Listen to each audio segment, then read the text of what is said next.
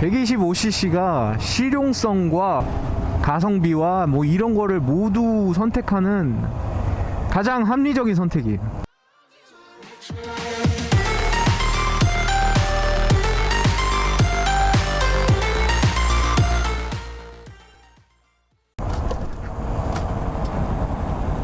이동 수단으로서 취미용품이라면 뭐 꼭 125cc일 필요가 없지. 취미용품 말고 레저, 뭐 취미 뭐 이런 걸로 말고 그냥 이동 수단으로 보면 125cc가 가장 합리적입니다. 125cc 세금 안 내지, 검사 안 받지, 등록만 하면 되지. 뭐 번호판은 나름 달아야 되지만 뭐 번호판 다는 게 뭐 큰 문제입니까 여러분? 번호판 당연히 달아야 됩니다. 여러분 번호판 다세요. 안 달고 다니시는 분들, 작다고 오토바이 안 달고 다니시는 분들, 그거 불법입니다. 몇 cc 이상인지는 잘 모르겠지만 오토바이 작아도 그 cc만 몇 cc 이상 되면 아마 50cc 이상은 다 달아야 될 거예요. 번호판 다세요. 여튼 아이 좋네. 바람 쐬니까 좋아.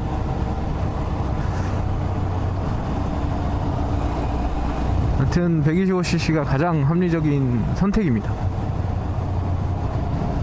그 다음에 사실 이 엔진이 너무 작아서 힘이 없으면 의외로 도로에서 위험한 경우에 큰 오토바이 차라리 안전합니다. 예를 들어서 이제 저희가 그 코너를 우측 우회전을 해서 기본 넓은 도로에 합류한다고 생각을 해보세요. 그러면 차 간격이 어느 정도 있을 때 딱 물론 하면 좋겠지만, 이거 다니다 보면 차 간격이 확보 안 된 우회전을 해야 될 때가 있어요. 차가 계속 오면 어쩔 수가 없잖아요. 그럴 때는 그냥 가야 된다고. 그때 뭐 알고 그냥 뭐 어느 정도 속도를 내고 이렇게 슬쩍 자연스럽게 보면서 코너링을 하면 좋겠지만, 그게 인간의 능력으로 됩니까? 일단 우회전을 하기 전에 정지를 해야죠. 정지하고 좌우를 살피고 그 다음에 코너에 들어가야죠. 그 다음에 가속을 해야 되는데, cc가 높고 급가속이 가능한 오토바이들은 이 안전간격이 짧아도 자연스럽게 들어갈 수가 있단 말이죠. 슈월도 그렇고. 그런 측면에서 봤을 때 그 힘을 막 이렇게 과시하듯이 막 이런 위험하게 일부러 타는 게 아니면 당연히 가속도가 좋고 엔진도 크고 cc가 넉넉한 오토바이들이 안전하단 말이죠.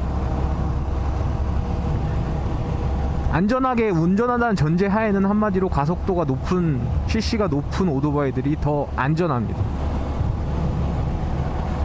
그렇기 때문에 너무 작으면 안 돼.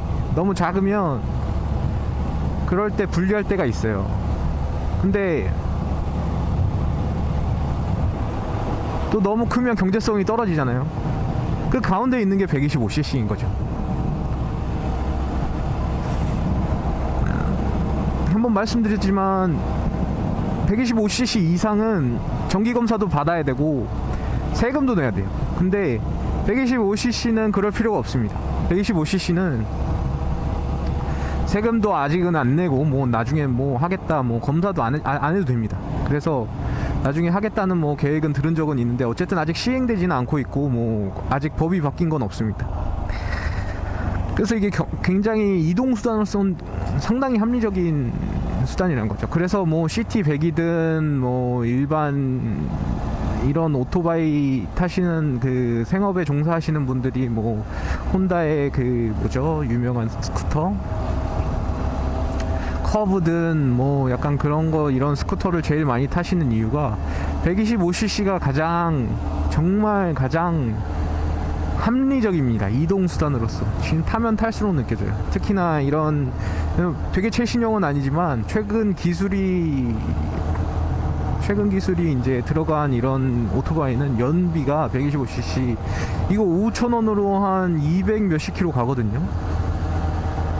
물론 가볍고 작고 뭐 이래서 그런 것도 있겠지만 뭐 최고 속도도 뭐 적지 않게 나오고, 여기 캠핑장 생겼네. 캠핑 많이 하네요. 적지 않고 하니까 정말 경제적이고 합리적으로 탈 수가 있습니다. 물론 유의하실 건 여러분, 이거 타다가 넘어져서 다치시면 경제성 말짱 꽝 됩니다. 경제성의 개념이 아니라 건강의 개념이 되죠. 그때는 건강을 돈 주고 살 수 있습니까? 관리는 할 수 있겠죠. 근데 한번 뭐 크게 다치거나 이러면 그때는 경제성의 문제가 아니기 때문에 그것 때문에 추천을 드리는 건 아닙니다. 이 오토바이 타라고 추천할 수는 없죠. 근데 자기가 그냥 자기 신념이나 이런 거에 비추어 봤을 때 이런 거 즐기는 거 좋다 할 수 있는 여유가 있으신 분들은 괜찮고, 그 중에서도 혹시 뭐 대배기량이 굳이 필요 없다, 그냥 저처럼 이렇게 나들이 정도 가는 거다라면은 125cc도 나쁘진 않다고 생각합니다. 물론 저도 뭐 돈 있으면 안 바꿀래 그러면 바꿀 거예요. 근데 돈이 없어.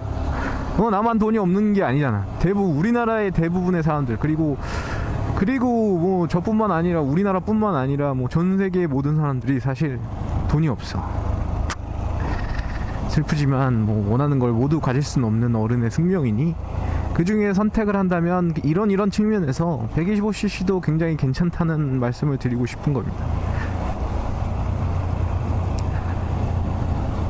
그래서 만약에 입문분들이 뭐 처음에 하겠다, 근데 뭐 이 오토바이 바이크 자체가 뭐 나한테 얼마나 쓰일 거고 얼마나 내 라이프 스타일에 영향을 미칠지를 모르겠다고 하시면, 그러면 125cc 타보세요. 125cc 타는 거 괜찮습니다. 125cc는 딱 그 입문용으로 타기가 딱 좋다고 저는 생각합니다. 뭐 스피드를 막 즐기고 막 뭐 이런 건 아니죠. 가속 성능에 의한 내가 막 날아가고 있어 이런 건 아니에요. 그런데 제가 말씀드리고 싶은 건, 어차피 오토바이는 체감 속도가 빠르고, 그리고 어차피 우리는 우리나라 현행법상 고속도로를 못 타요. 그러면 거기서 대배기량을 선택할 이유가 굉장히 줄어듭니다. 한마디로 장거리 이동수단으로서의 가치가 많이 떨어지게 되는 거죠.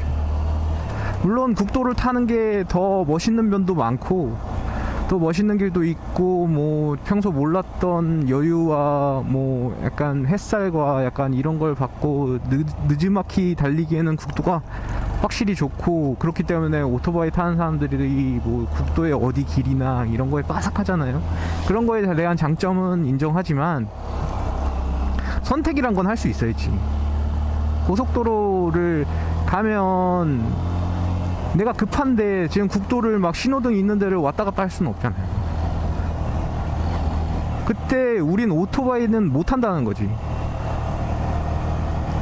만약에 그 오토바이가 허용돼 있으면 아마 오토바이가 가장 빠른 이동수단일 거예요.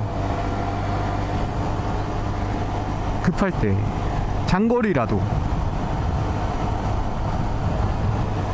왜냐면 뭐 그러면 안 되겠지만 칼치기 하기도 좋고, 신호대기 하는 차들 사이로 이렇게 먼저 가서 앞쪽에서 이제 출발을 할 수도 있고, 정말 급할 때는 그런 것들을 모두 할 수 있단 말이죠.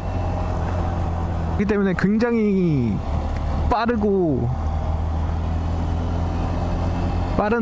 제일 빠른 아마 이동수단일 겁니다. 뭐 오토바이 그냥 문화와 관련된 얘기긴 한데, 말 그대로 진짜 선진국들 가면 오토바이 문화가 잘 돼 있는 거 보면 일부러 차 사이로 가게끔 요 1차선과 2차선 사이를 좀 비워줘요. 특히나 막힐 때 지나갈 수 있는 오토바이는 지나가시오 하면서 막 이렇게 비켜줍니다. 그럼 막 일부러 비켜주는 게 아니라 평소 운행 습관이 그냥 1차선과 2차선 사이를 벌려두는 거야. 그리고 정차를 해. 야, 기가 막히지 않습니까, 여러분? 그러는 거죠. 그런데 우리나라는 어쨌든 그게 안 되니까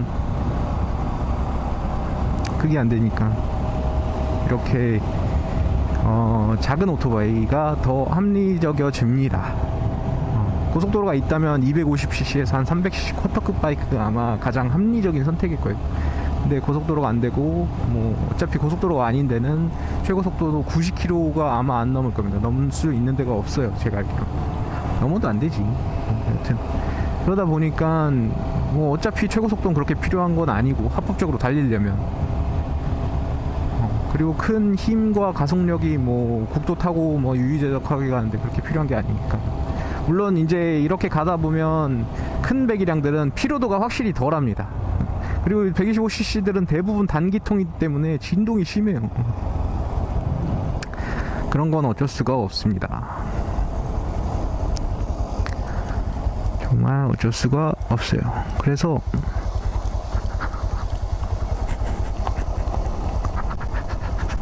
여러분은 만약에 이런 바이크 라이딩에 관심이 있으시면 이런 것들을 참조하시면 좋겠습니다. 아, 이런데 오면 좀 쓰레기 좀 안 버렸으면 좋겠어. 왜 이렇게 쓰레기들을 버리고 가? 저는 잠깐 쉬도록 하겠습니다.